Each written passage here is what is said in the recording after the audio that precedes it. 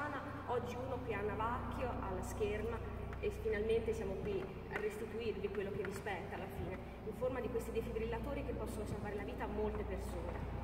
Per un'eccellenza del territorio abbiamo deciso come unità locale di prendere i defibrillatori pagati con parte degli stipendi dei consigli regionali per darlo a un'eccellenza del territorio qual è il centro scherma Navacchio.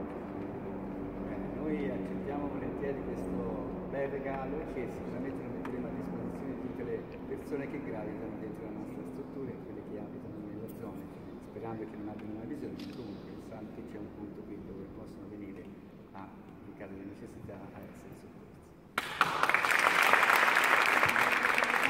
Come si può fare politica e di come si possono utilizzare i soldi in Toscana, in Italia, in modo migliore, perché non vi fate raccontare che i soldi non ci sono sempre più tagli, è come loro li buttano e dove loro li spendono. Non vi fate raccontare la balla che ci sono pochi soldi, perché vi assicuro che per gli F-35 e per l'aereo di Renzi, per quelli c'è. Voi siete arrivati e siete la prima istituzione, perché le istituzioni sportive e le istituzioni pubbliche assolutamente non fanno niente per lo sport. Allora, io ho da farvi una richiesta.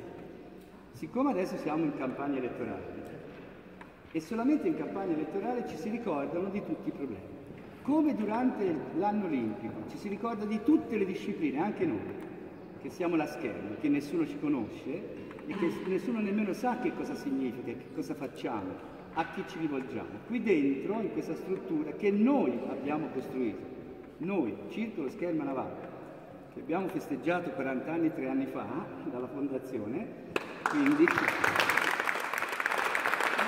abbiamo avuto dall'amministrazione comunale il terreno, 200.000 euro e 1.400.000 euro, non so come stiamo facendo, abbiamo firmato garanzie fiduciarie eccetera eccetera, lo stiamo tirando fuori noi, come? Non lo so.